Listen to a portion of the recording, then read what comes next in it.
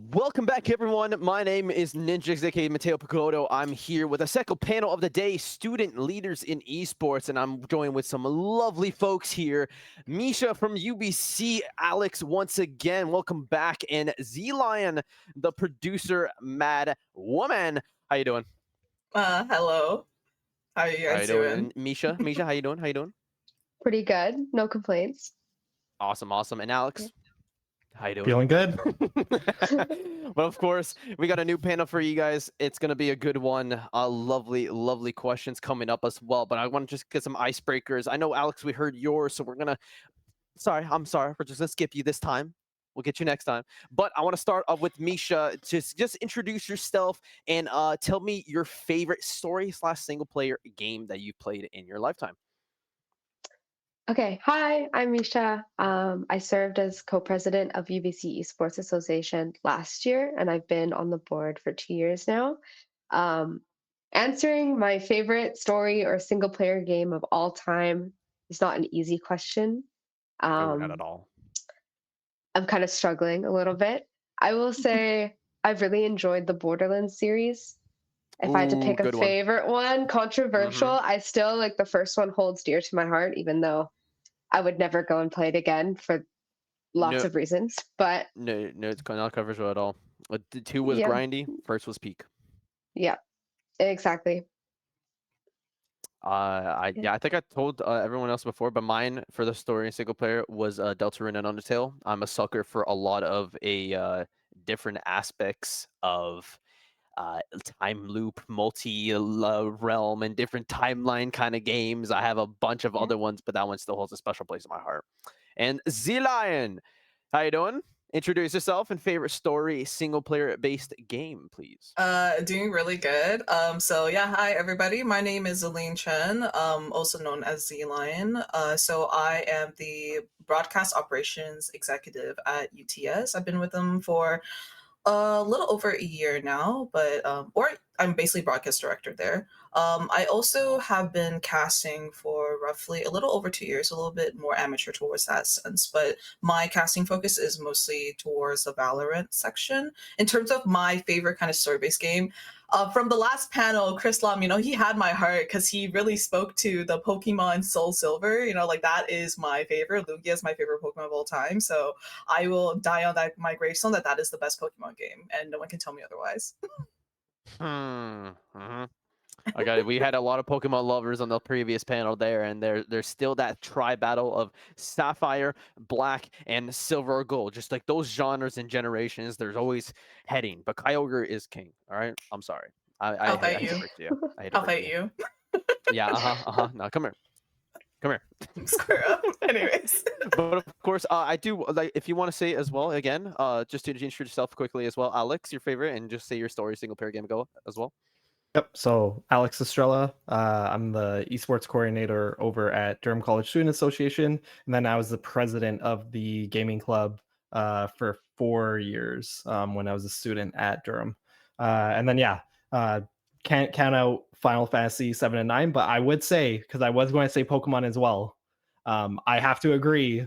Pokemon Heart Gold and Soul Silver. However, my favorite Pokemon design is Houndoom, because I'm just like, that What? is like peak Pokemon design in my. It's simplistic, but it's also very like it just you can't beat that. Don't you have a cat? You have a cat. I thought you would like a cat-based Pokemon instead. No. No, are you not the head of Team Rocket with Meow. nice Persian on your side? But of course, we got lovely folks on this panel, and it's all about student leaders in esports and everything from intercollegiate or even other based as well. I know you guys have a lot of experience in that regard. But I'm just gonna throw it to the first question on like what kind of initially drew you into esports and how it's got you started in the schools that you attended. What was like the first kind of moment that you thought, yeah, why not? Let's go for it. And I kind of want to hear from Misha first. Yeah, that's also a good question, honestly. I grew up kind of not liking esports. Like I was really, my dad was into it, and he would like sit us down to eat dinner, and he'd be watching like the COD finals on his phone, and he would just be like screaming. So that made me be like, this is a whole different realm. I grew up in sports, so like I was like I guess. And then coming to UBC, I was looking for clubs to join, and so I was kind of club hopping a little bit. And then my friend was like, "Just come with me to the esports lounge, just come." And I was like, "Fine." And then I proceeded to spend every single day there after my classes. And then it just, you make friends. And I was like, you know what? I do play games. It's not like it was ever, I don't play games. Um, and so I guess from there, I was like, you know what? Let's just try. Let's take on like a little role. I was really into Genshin Impact at the time. Unfortunately, like everyone, it was the era, and so I was like, oh, I can just run a few Genshin events, and then it just took off from there. I yeah, I kind of stunned in there, but like I was just kind of reminiscing on some of the things on my end as well, on just kind of how I started as well. It was kind of I've grew up watching not Keemstar, Kickstar, a Rainbow Six Siege caster, probably one of the most monumental guys that I saw myself uh within the within the casting community, and to have an experience to have like a position open and being able to really dive down and truly yap for video games. I'm gonna put it bluntly. I love talking. It's the best thing ever. But it's very, very fun on those aspects to be able to finally take that first step, and to have that opportunity in collegiate was that much better to me. And I actually want to hear some Mhm. on the side of Alex as well, and how you went in that aspect. Yeah, of course. So I was very casual gamer, and then kind of meeting friends through college and school, getting drawn into more like like collegiate games. Like League of Legends was probably my first Oh experience. yeah.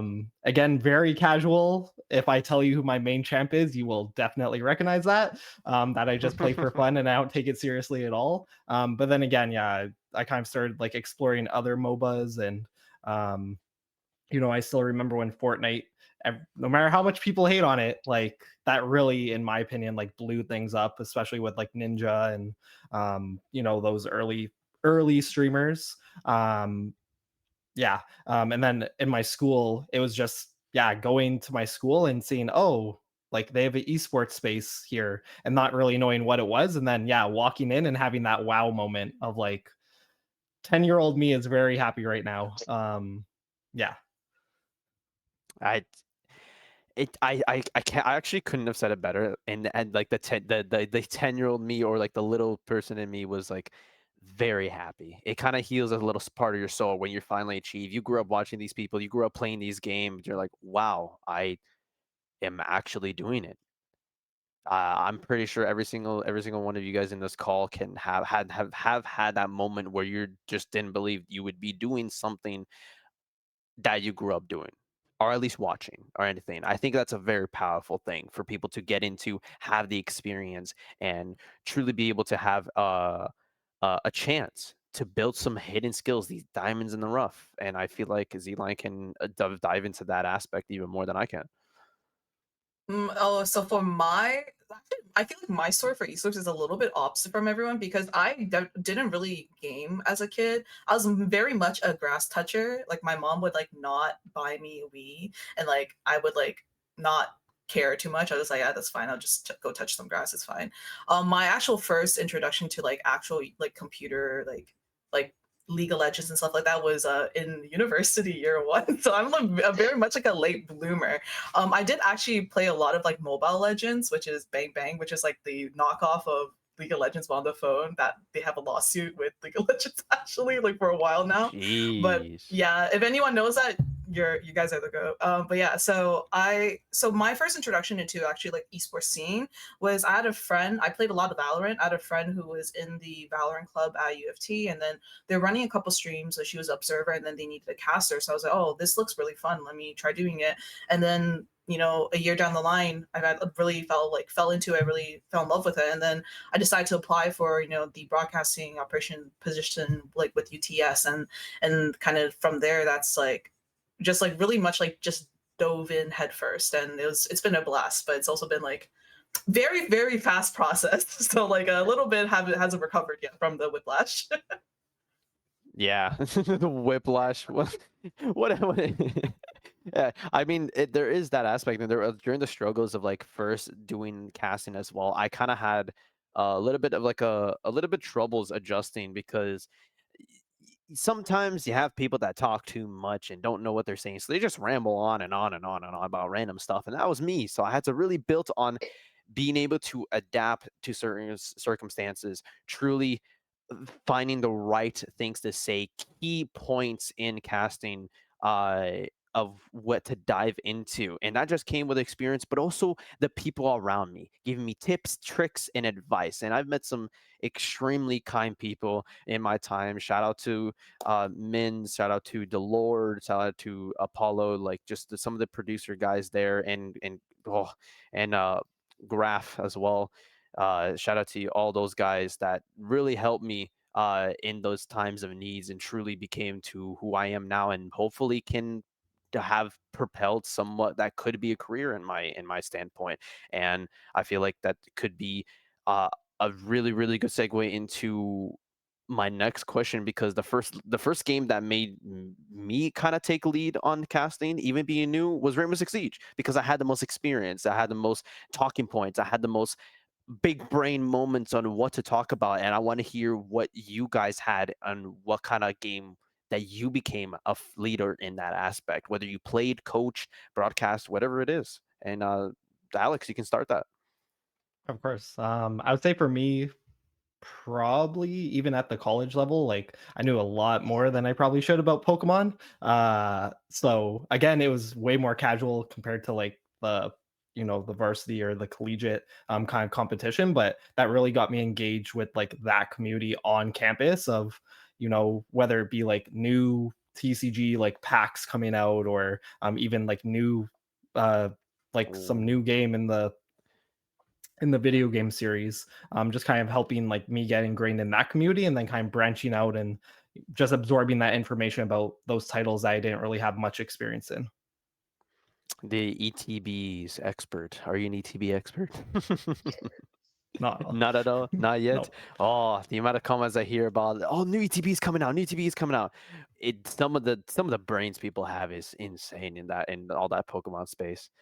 But yeah, Zlion, if you want to talk about that as well, what was your first game and everything? Yeah, so like as I said, basically my very first introduction in like the esports world, or even leading into any aspect of production, whether that's casting, observing, or being a producer, was Valorant. And I'm not some like immortal player. I'm definitely a wash D2 player. I'm now stuck in platinum. It's one of those things. But yeah, no. So definitely was Valorant, and then I started off as just like a random caster just for fun, but then afterwards, because there was a very much a lack of casters, I ended up having to do a lot of solo casting myself. And that's where I kind of like, when you actually mentioned earlier, Ninja, how you had like a trouble finding like when to stop talking and when to like Mm-hmm. keep talking. Like I definitely have that issue, especially when you're monologuing and for a single cast Oh for yeah. Valorant the entire time, and then you suddenly working with another co-caster, and you're just like, oh, I don't know how to like do this like too well. But yeah, that's definitely my first introduction into esports was Valorant. So Valorant holds like a special place in my heart, as much as I hate the game and love it. Yeah, see, Siege is that for me as well, and I can kind of piggyback up a little bit as well on that regard, because even blending with other casters, and you're always like you're not paired up with the same person as well. You're thrown into different situations with different casters, and it's once you pick up that aptability, always ask questions. Like if you don't know how to flow into someone's signs, like I know so many times where I'm asking different counters, different casters, the ideas of how can I flow? When do I know when to stop talking? How can I give you signs of, oh, I'm gonna start talking like this, and then go real low, and then as soon as I go low, that's my cue for you to switch or go to another person. Little tips like that, and they taught me that. And I'm forever thankful in that regard, and I feel like Misha can dive a little bit more into that as well. Mhm. A little bit of different experience because I haven't really been involved in like more of like the actual collegiate side, more so in like the like, events and like behind the scenes and internals type of thing. Um, I didn't really play esports, and that's why like esports games, and that's why getting into esports was so tough. So I started like event planning for Genshin Impact, as I mentioned before, which in Genshin, yeah. hindsight, like throwing events where people come to pull for the the characters they want and like dropping like money on these events was probably not the best idea. But it ended very quickly. So, and now I'm here. So, I would say Genshin Impact, and then I didn't really start playing esports until I was already like more into like the board and behind the scenes planning, in which I started taking up League. So, I'm going to answer with Genshin Impact, but they're both equally as uh, Yeah. embarrassing sometimes. I I don't think that's embarrassing at all. There's a lot of speculations with the Deltarune and Undertale fandom, and I will still promote that because it holds a special place in my heart. I did grow up with the game when it came out, even though I wasn't as young, but I it's still a very unique game to shout out. Like Toby Fox did an amazing job on that regard, but I am a sucker for lore. I'm a sucker for a good story, and everybody can say whatever about a game, whether like especially even Shadow of the Colossus as well. That game was an amazing game as well. I've loved the God of War series, and especially like the new one as well that had with the new one onto the PS4 and Ragnarok. Not Ragnarok. Yeah, Ragnarok. I think it was called. Forgetting Yeah. now. But I feel like it's not a shame at all because it's who you are. It's what makes you a person. It's what makes you a it's what builds your character. And if people are into that, especially I love anime. I hit Genshin the first time it came out on mobile. I was suffering with my Samsung S20 because it could not load it at all. And then when I got my PC, I was like, yes, I can do this. But I did not have the time to grind it. So it's even people like I know a new there's collegiate teams of Osu in Fuel now. Osu, a Mhm. rhythm game. I love rhythm games, and some of the people I've met there are very friendly, very kind, and very amazing to see. The leaders that take charge, and if you are someone that loves Genshin, I like that, and you lead by example, there is people that are gonna follow you at any gender or any standard, whoever you are, you can try, do it, commit to that. If you have a passion, go to it. I don't care if there's unfortunately a lot of toxic people on Rainbow Six Siege. I still love the game. I still play the game. It's still one of my favorite and heavy tactical shooters that I go for. Alex, if you want to dive into a little bit as well. Yeah, of course. Um, sorry, do you mind just repeating the question? My cat Yeah. like completely distracted me. Sorry, I was just trying to like shoo him Thank away. you, Cat. Praise Cat.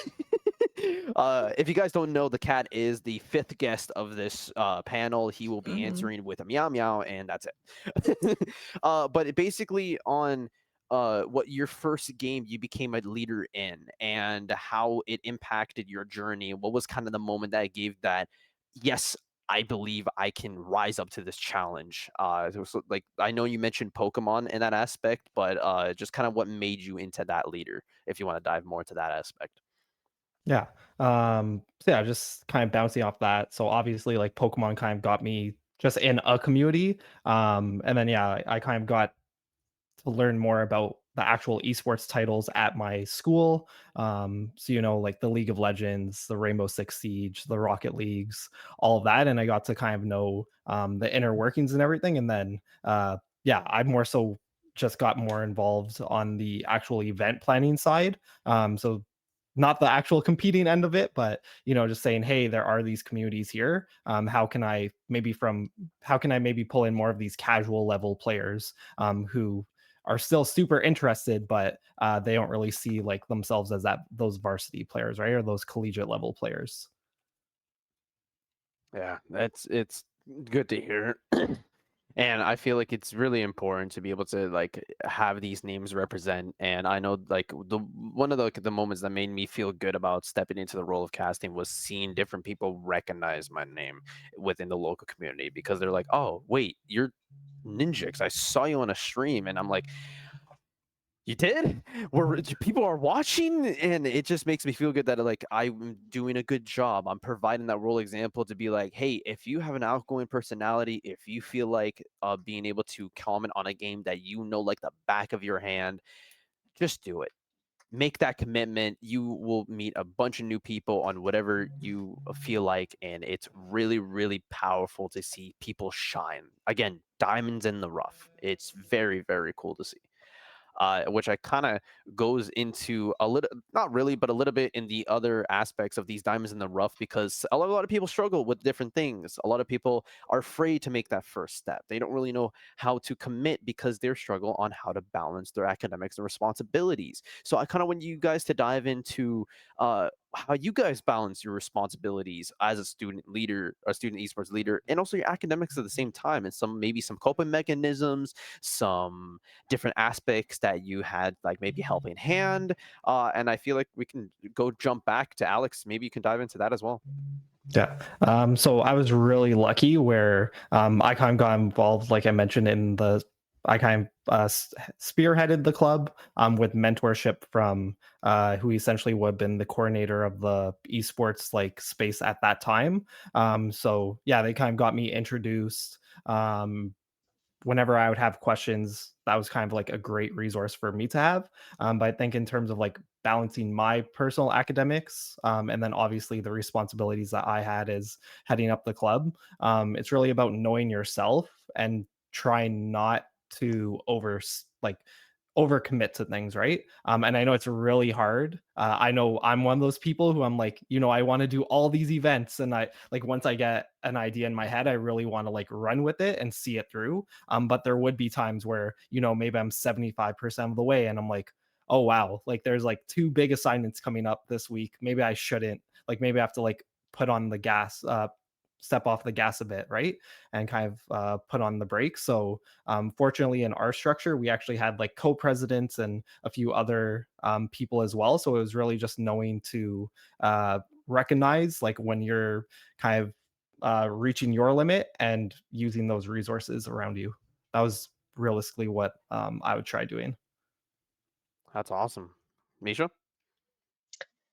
Kind of similar. I had a co-president, and so we tried to split everything up pretty equally. We ended up getting into a situation that was like almost perfect. Like when I was doing something for school, she would be not doing something, and vice versa. So that was really helpful. And then we also are kind of split up into a bunch of different VPs and board members. And so they kind of take on most of that, like their tasks. I think like the hardest thing for me was the personal projects. Like I want to see this come to life, but I also have so many other things to do, like with the club. Um, I worked and did classes like full time. So it was like I made a lot of to-do lists. I won't lie. I had a massive Notion page, and I would make it all pretty so that I'd like to look at it. Um, and like if you saw me, you'd see me with like a notebook with my to-do list, my Notion. I'd have it like on my laptop home screen as well. So I was like I could never forget that like these are the things I need to do. So that really helps me. But I think most of it is like knowing we're all students, and so we all kind of have the same struggles, and having those people to rely on to take up the extra work, or realizing like maybe the club needs to take a step back, or like maybe we were a little bit too over ambitious. Like ambition's not bad, and it's good to like push for those things, but if everyone is collectively being like we're this finals are too crazy, yada, you know um being able to be the leader and be like, okay, let's take a step back and see what we can do from there after. all of that stuff. That's awesome. Yeah, it's and to all my ADHD people, lists and notes is our foremost hold and savior. We need those. We need those. I can't lie how much of an importance notes has been in my life, and just keeping like track, reminders, everything like that, just to make sure that I keep dead like checking the stream schedule every single day to know if I have work or not happening in that community, in the field community. It was just very, very good to have, and to be thankful to all the staff that was upkeeping, and thank you to like the director that was also taking care of that as well. They even though they're full-time dad, he put that out as soon as he possibly can, and shout out to him as well. Shout out to Tyler.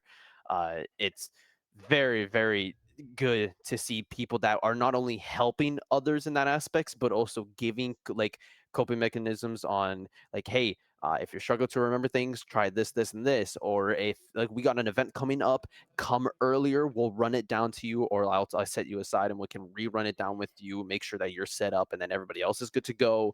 It's really, really good to see that, and I feel like you may have some other inputs as well, Zilin.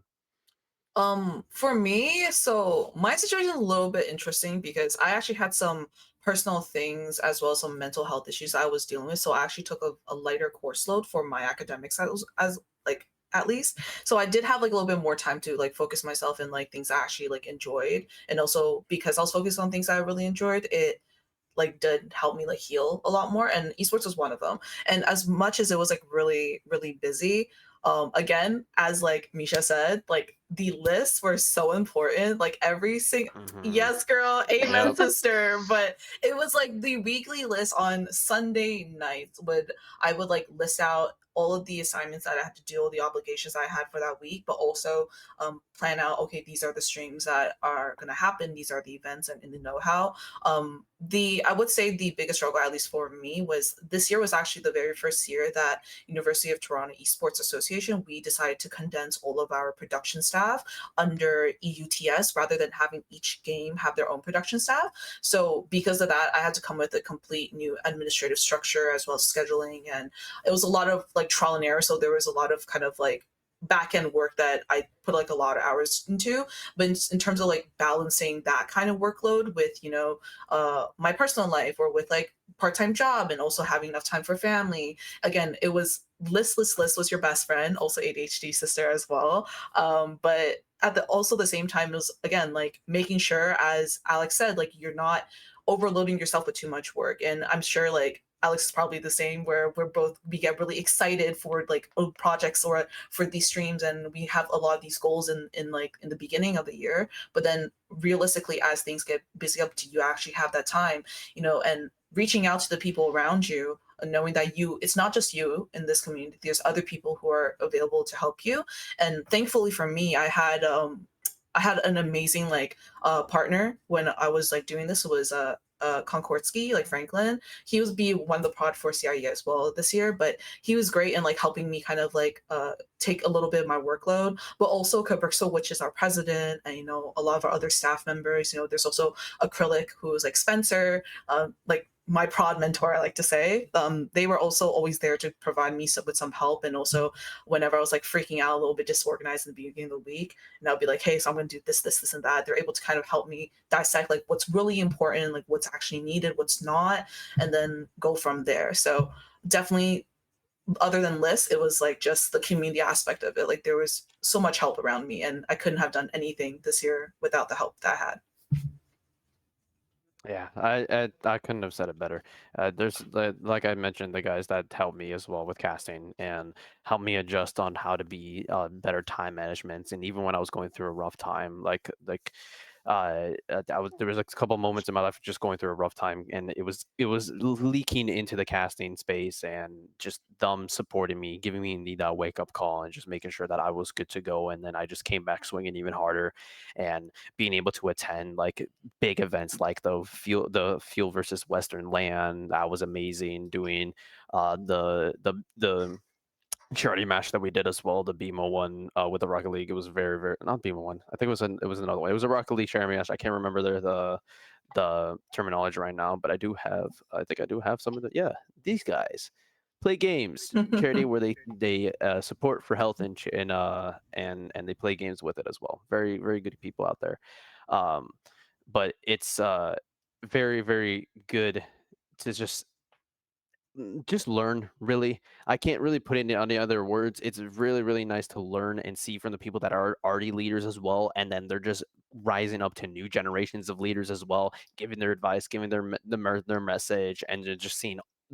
I know it feels good for all the people that you mentioned, Zlion. It feels good for them to see someone like you just rising up and achieving so many great heights now, and especially for Alex with what we talked about with the lounge as well, the amount of ideas and I think it was you said the crossover event. What was it again? That you had Yeah, over with 300 people attend. yeah, so I just kind of recognized that, hey, the new largest club on campus is the anime club.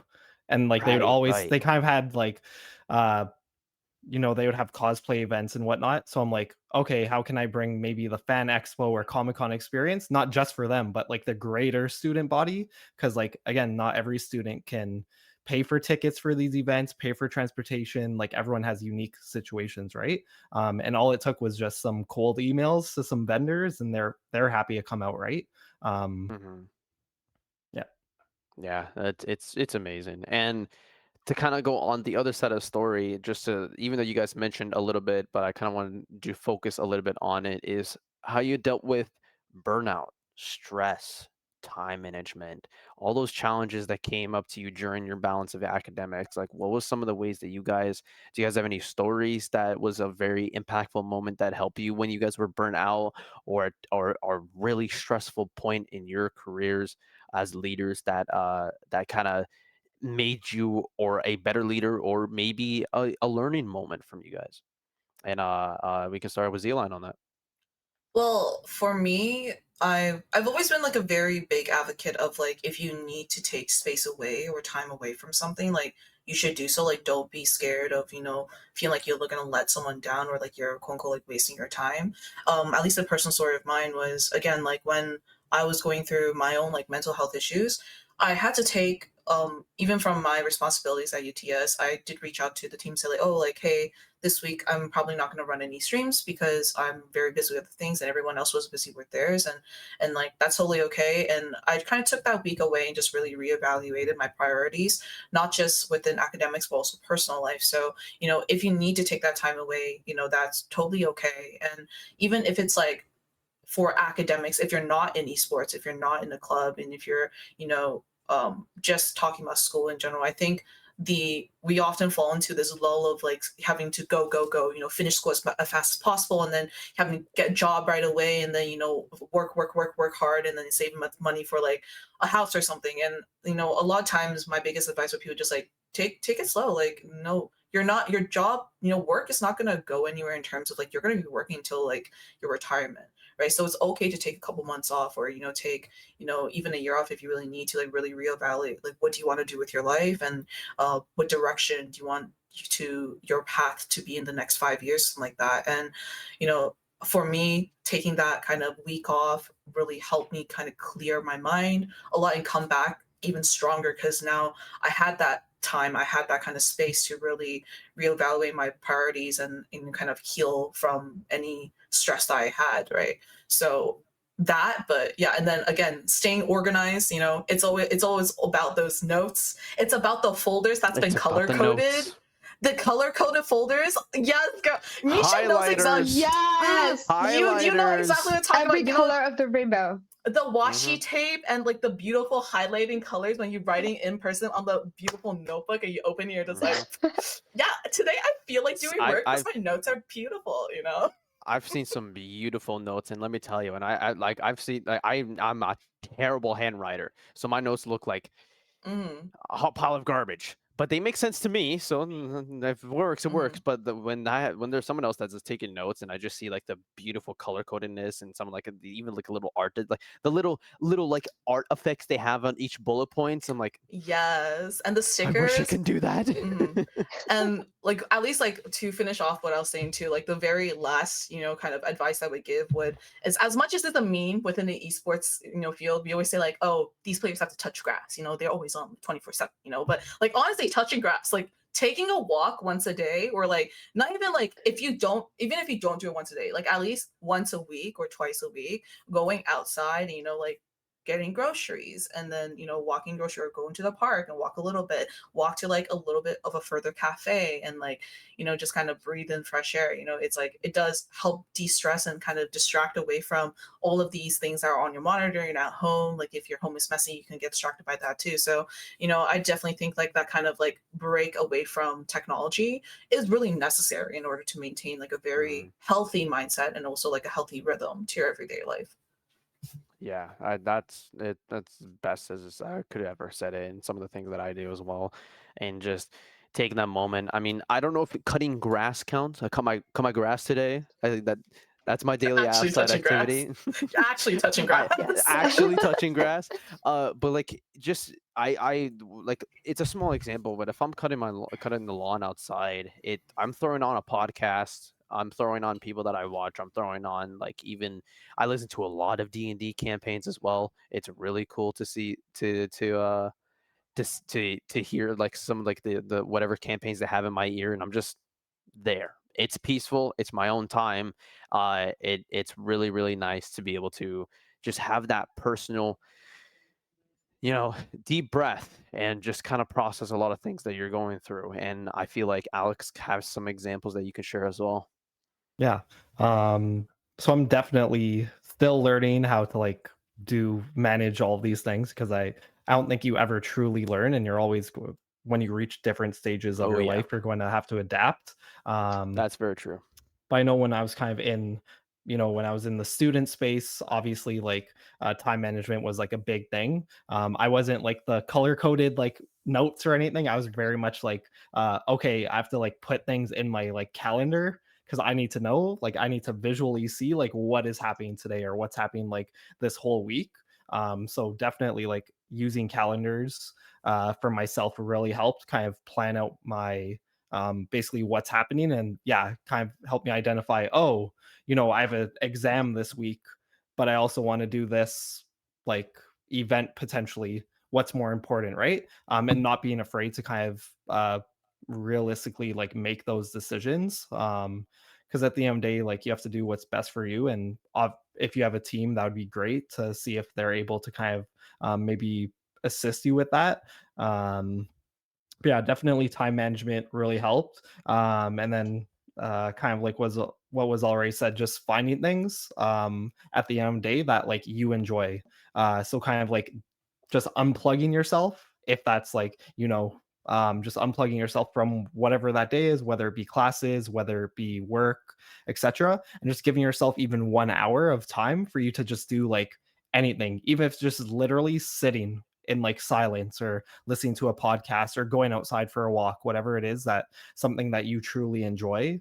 I'm really at my life where I am now. I try doing that every day, where I just take 30 minutes, an hour to myself, and just like basically unplug from everything else. That's me time basically.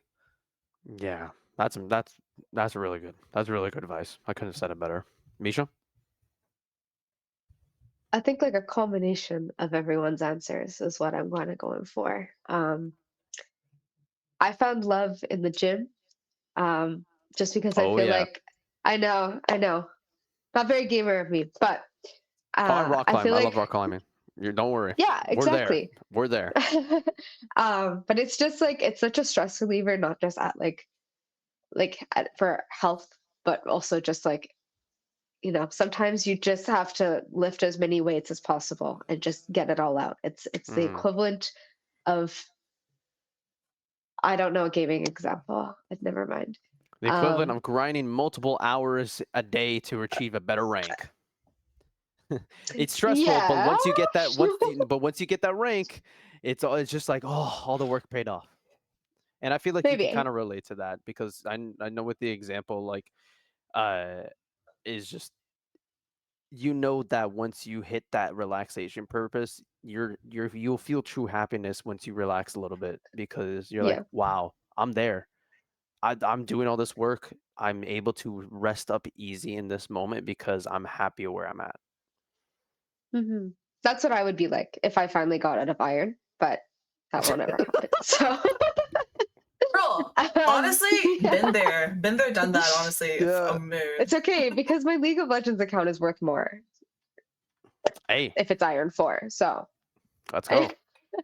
um, yeah, and I guess back to what I was gonna say next. I think the hardest part for me was the burnout of being a leader and feeling like I have to have everything together because, Yeah. everyone's looking up to you, right?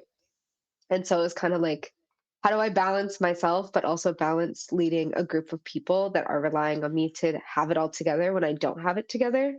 And that's where I think like the taking a step back part really helps because sometimes you just need to take a step back. Sometimes you just need to go out and get a little iced matcha, a little sweet treat, and then Mhm. you can come back to it and you can be like, yeah, you know what, guys, I'm good. We're good. Let's do this. Um, yeah, I really relied on like friends and going out and that type of stuff more so. Um, yeah. I actually you make a really good point because I said this during the careers of esports panel. The most important thing that I always say to every single leader, every single person, even if you're just a player, mental health is the most important thing. If you are struggling with a case, you're human. Like, listen to me, viewers. You're human, okay? You will not have it together 24/7. You will not have any sort of aspects of your life together. You will struggle. There will be bumps in your road. Mental health is the most important aspect of your life. And I feel like every single member on this panel can agree with me on that. And to be able to take a step back, truly to be it back, whether you're the president of a club, the director of a club, or leading a whole esports league team, captain, coach, whoever you are, it's you are human.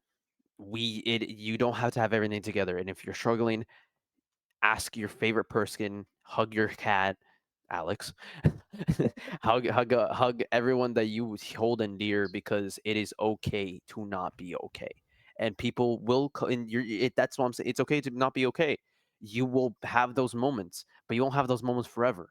You'll be able to bounce back stronger, learn from these experiences, and learn from these leaders that are human at the same time. As Misha said, like the moments that like everybody's looking down upon your shoulders, truly relying on your example as a leader, have also recognized they are still a person. They are still who they are. They will have those times, and sometimes it makes you a good leader by being able to rely on your team, to be able to step back and have those moments where you truly uh, can be like, okay, I can take a step back because I have an amazing team.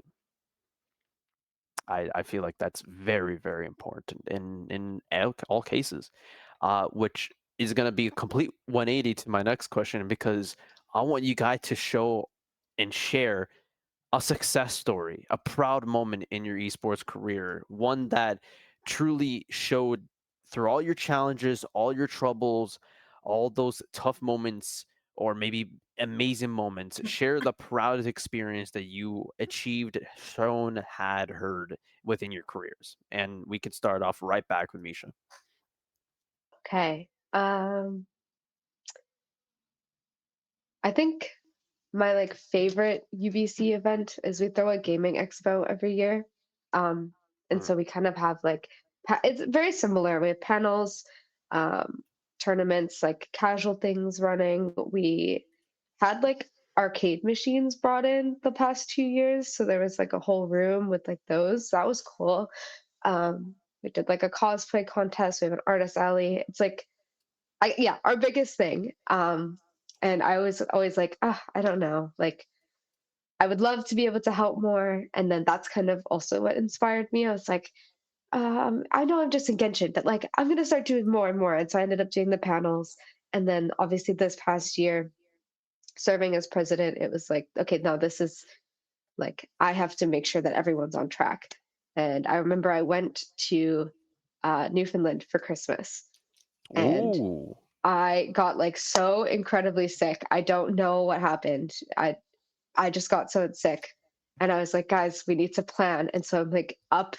It's a 4.5 hour time zone difference. So I'm like, it's like 2 a.m. I'm like dying. I can barely speak, and I'm like, guys, we need to make the floor plan. Like, and everyone's like, go to bed, and I'm like, no, we need to make the floor plan. And so that was another moment where I should have taken a step back. Um, and then getting back, you have finals, you have exams, you're getting back into classes then. um and it was a lot of work, I won't lie. My So much work that like I wasn't fully prepared. And I remember taking a step back at the event, and I was like, you know what, there are so many little things that I feel like are not perfect to me, because I like to think like everything has to be exactly perfect, like we planned it on paper. But everyone's having fun, and like having people come up to me and being like, "Oh my god, like you guys are crazy. I just discovered you. I was walking down like the hallways in our student union building, and this is so cool." Um I think that was a moment where I was like, "Okay, we're able to reach other people. This is something like for everyone. It's not just like a tournament. It's not just one thing." And I think like getting to see the community be brought together, and all of the work that the team did behind the scenes like come together, was something really special, and something that I didn't think I'd ever get the chance to, I guess, like manage more in my career. So that was really, really cool. Wow. That's amazing to hear. Alex, you got anything? Yeah. So I think for me, uh, I'm very fortunate in the position I hold now, where I get to employ students as our employees, and we also get to pull on like placement students. So it's basically their co-ops. Placement, co-op, interchangeable words depending on your institution. But yeah, there's a specific program we work with is for individuals with various exceptionalities. Um, and it was probably a few months when I stepped into this role. They were one of our first placement students. So we have them for a semester, usually a few hours a week. So probably a total of like 50 hours in a full semester. Very nice student, like really got to night. They said they enjoyed their experience. They really seemed to hit some of the goals that they had for the semester, which really for them was just like improving their social skills and maybe making a few new friends. Little do I know, we come back after winter break, and my manager calls me into their office, and they're like, "Oh, do you know like this person?" And I'm like, "Yeah, I do. Why?" Like they were one of our placement students. Or like, "Oh, I actually got like an email from this person's parents basically thanking me for giving them this experience," referring to like Wow. having them as a placement, because they said, every Tuesday and Thursday they would come home and like tell me all about their day. And like I've never seen them like talk that much or like be so much passionate about something. So yeah, like something that I made, they were really nice and I got to know them over the semester. But I would never have known like off face value. That's I had, or like our space, and like the team and even the students in the space who interacted with them had that much of an impact for that one individual, right? So it's really amazing to see like it's the little things that we may not even think of, like, oh, how important one small 5-minute conversation, it may seem normal to us, but for that one person, over a course of the semester, like really help them get through that semester. So Wow. Yeah, there's been countless moments where I've talked to parents and they're like, do you have peak like I see you guys streaming. It's really amazing to see what you guys do, and my son, a daughter, or whoever they have under the ring guardian. It's really, really, really awesome to see, especially like specifically parents seeing their children just like enjoy, to have a passion, being able to be themselves, whether they're attending an event, watching us live stream, whatever. it's really, really good to hear that feedback. Zlion, anything from you? For me, there's multiple moments throughout the year that I can that I would I could take like a whole hour to just talk about, but just a few was just like for what I learned as a student leader was not only to respect your own time and respect yourself, but the biggest kind of principle that I followed in my leadership style was respecting the time and the space of my staff. So this year for the broadcasting staff at UTS, we had over 20, we had a staff of over 20 people. So that's including your observers, production, and casters. And some of these people Mm, would have maybe only helped us once or twice, but others have were like week by week, and they've joined us all the time. And seeing that, my biggest anxiety at the very beginning was like, full transparency, I definitely came into my role very underqualified. I had 1 maybe 2 years top, no, a little over a year in casting experience. My total years of experience with esports in general was maybe a little under 2 years or something like that. And didn't understand prod, didn't understand observer that much, so I had to pick those all these skills up from scratch, and with the help of others as well. So my anxiety going through was, oh, would I be a competent leader enough to deserve the respect and like time that my staff are putting in? Because again, all of these staff members are volunteers. They're helping us out with the kindness of their heart. They're not being paid. They're not getting any stipulation or anything like that, right? So seeing at the very end of my term where I sent out a feedback form for everyone and also like wrote thank yous to everybody, that everyone had such a positive experience working with us and really recommended, us to other esports individuals or other people within the industry, saying, "Oh, this organization was amazing to work with. They were super organized, and all their streams, the production value was amazing, and they had like just such a good time working with us, despite even if they only worked with us once or twice." Was very really rewarding to see, especially within that feedback form. And I think for me that was like such a highlight of my time, and also like individually getting like DMs from people like being like a little sad that I'm ending my term there just because next year I'm going to be really busy. They're just like, "Oh, mm, we're going to miss you so much. You did such a good job." And you know, and seeing the amount of impact I've had on the organization in my very short term there was an extremely humbling and rewarding experience. And I can't say like enough thank yous to not just the executive staff, but for every single member of the broadcast staff and extended staff that I worked with. And yeah, that was definitely the most rewarding part of my job. yeah, no, being able to hear, like I said it before, but being able to hear that feedback, just seeing what impact you made, the legacy that you are going to leave behind, and the example that as a leader you will leave, because everything changes. As Alex said, there's always going to be different situations that you're going to adapt to. There's always going to be different cases, different parts in your life you're going to move on to. It's very, very and an amazing thing to see just the road laid out all the way. I mean, like, wow, I did all of that, and I see so many people that can be those leaders and do the exact same thing. And that's what I feel like, that's what makes a good leader, being able to leave your legacy in whatever legacy you want to leave, to impact other people to do better and maybe even rise higher than you, right? I feel like that's very, very, very important in other cases. Yeah. Do you guys have any other kind of tidbits you want to share? Some advice, some key moments, anything you guys want to share before we end off here? If no one, I guess I can start. I think like in terms of advice and stuff, or people looking to get into like student leadership positions within esports, I think leadership is definitely, when you think about it, it is very intimidating because again, as Misha said, you have a lot of people looking up to you. You feel like you have to be perfect or have your everything together all the time.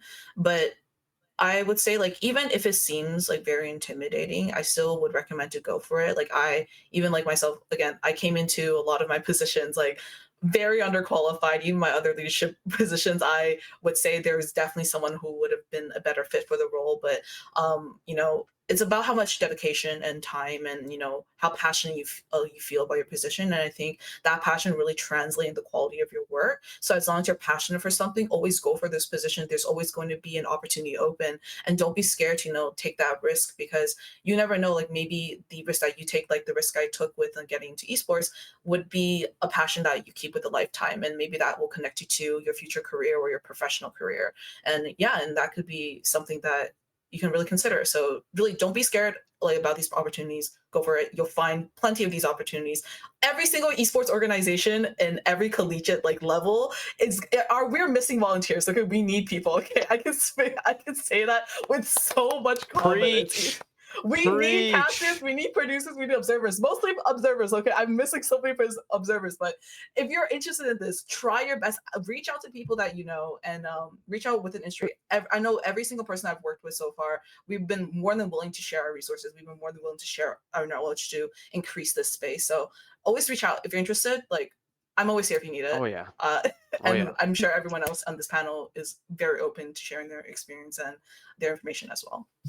There's so many diamonds in the rough. So many diamonds in the rough. People don't even know. Like there's so much dirt that you have to go through in terms of like the fear factor and the afraidness to take that first step, that yucky muck that you don't want to do. And then someone just has to, a leader can just pull you in, grab you out, and take you right out from there and truly shine on what they can do, their hidden abilities that they have, in a prime success role. As you said, there was people that weren't even qualified. Like you felt like you weren't qualified. I felt like I wasn't qualified. I just talk. I talk a lot. What do I know? And they gave me the opportunity, and it was amazing. Misha, Alex, do you guys have anything else you want to say? I could go quickly. Yeah.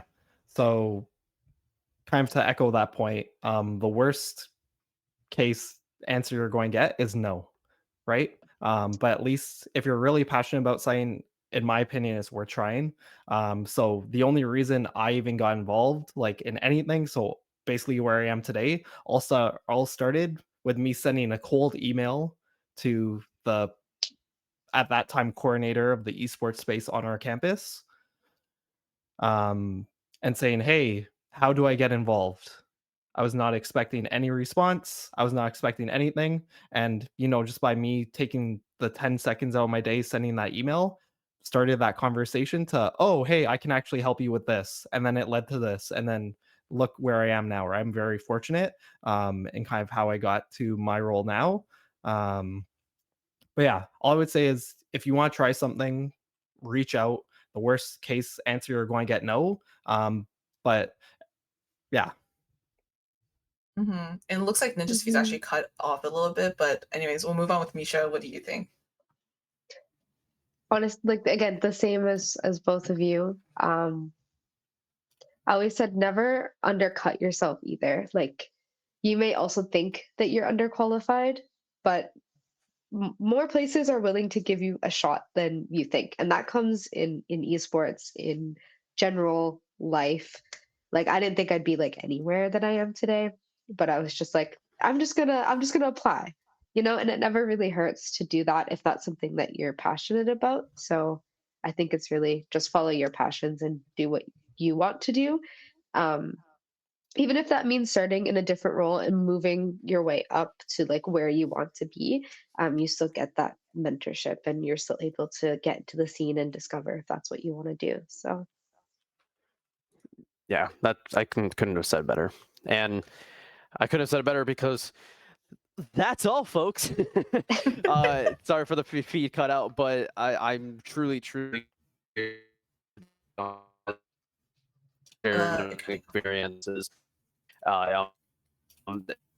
Very big treat see you to hear you guys in the kind of standard. I think of Yeah, cutting off a little bit. And you want me to edit? Okay. Yeah, so I will end it actually. So yeah, thank you so much for our panelists, including, myself, but whatever. hair flip. My hair's up, but whatever. So yeah, thank you, Alex and Misha, and of course Ninja. You guys have been absolutely amazing. This panel has been really important, and to leave it on our final note, we do want to thank our sponsors for today, BMO, our co-title sponsor. So they will help you out with any of your student or banking options that you are curious with. Of course, they also got a couple offers available. So if you want some more information, you can always do !BMO, and you can get some information there. They're also running a contest as well, and for more information, just go into the chat and you can type !CONTES out, and you get some information on that contest. And also at the very end, you also have the BMO NXC Next Level. They are running that, that is their Twitch channel, and it's run by Sean Frank. They're lovely gaming and broadcasting specialist. So he has been great, and he will teach you guys about all the financial advice that you need if you guys have any, as well as play some of your favorite titles within that stream too. And also thank you so much for Strawberry and Egg, one of our charity sponsors, along with Solaris, and they are a VC-based, Vancouver, BC-based little startup, and they make little handmade little toys, and they're very cute. So if you guys mention them at CIE, they will give you 50% discount. But yeah, so make sure to stay tuned for that. And of course, there's going to be plenty of panels coming up very, very soon throughout this entire week, and we will. So make sure to take a look out for that. And after this one, we are going to come up with our League of Legends top 8. So if anyone is interested in League of Legends, that will be streaming. So make sure to stay tuned for that. Woo! Top 8. That was Ninja yelling top 8. Woo! There's a little translator, but yeah. So thank you so much for joining us. And this is Canadian Intercollegiate Exhibition signing off. Take care.